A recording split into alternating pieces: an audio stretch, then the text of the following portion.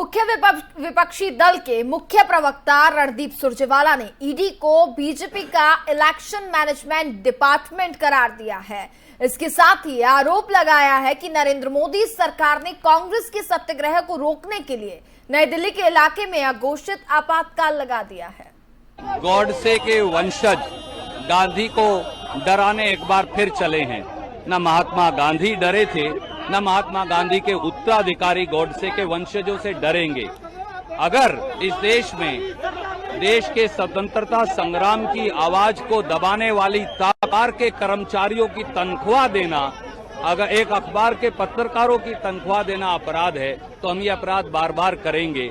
अगर बिजली का बिल देना अपराध है अखबार का, अगर अखबार का हाउस टैक्स देना अपराध है तो ये अपराध बार बार करेंगे। मोदी सरकार, कायर मोदी सरकार हमें गिरफ्तार करे, हमें आजीवन कारावास दे, पर अंग्रेज भी हारा था, मोदी भी हारे। इस समय इस बस में कांग्रेस के कई नेताओं को फतेहपुर बेरी ले जाया जा रहा है। दिल्ली के तमाम जेलें भर चुकी हैं, लेकिन कांग्रेसियों का हौसला बुलंद है। हम फिर से प्रयास करेंगे। अभी मल्लिकार्जुन खड़गे जी, अशोक गहलोत जी, जयराम रमेश जी, मुकुल वासनिक जी, दिग्विजय सिंह जी, दीपेंद्र हुड्डा जी, रंजीता रंजन जी, पीएल पुनिया साहब, गौरव गोगोई साहब, मीनाक्षी नटराजन जी, हमारे साथ कई ऐसे कांग्रेस के नेता हैं जो सुबह से जूझते हुए ईडी के ऑफिस के बाहर जाने का प्रयास करते रहे, लेकिन हमें अब फतेहपुर बेरी ले जाया जा रहा है। उसके बाद हम फिर से प्रयास करेंगे।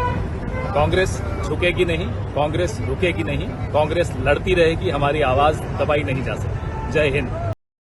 कांग्रेस नेता सचिन पायलट ने केंद्र सरकार पर हमला बोला है। उन्होंने केंद्र सरकार पर एजेंसी का दुरुपयोग करने का आरोप लगाया और एक गांधीवादी तरीके से, बड़े शांतिप्रिय तरीके से एक मार्च निकालने की हमने कोशिश करी थी, लेकिन दिल्ली में परमिशन नहीं मिली है।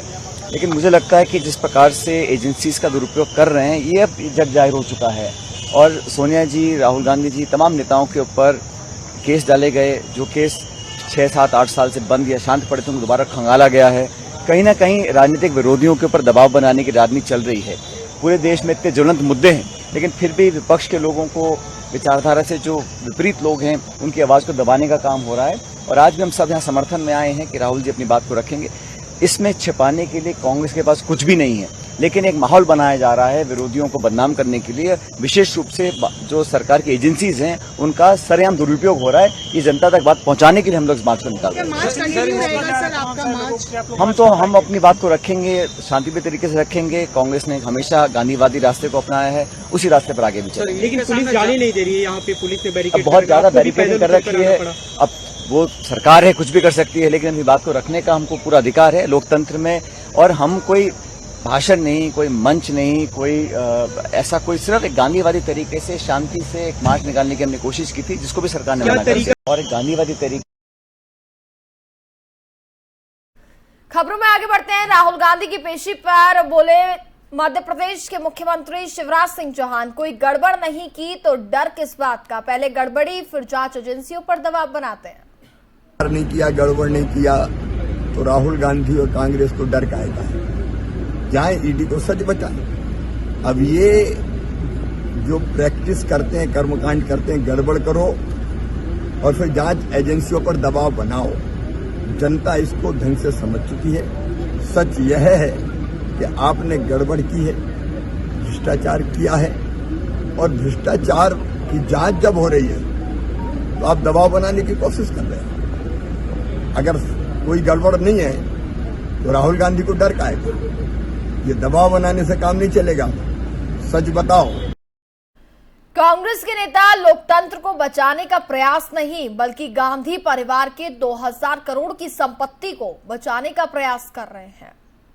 देखिए, आज तक कभी भी हमने ये नहीं सुना था, ये नहीं जाना था कि झूठ के ऊपर भी और भ्रष्टाचार के ऊपर भी सत्याग्रह होता है।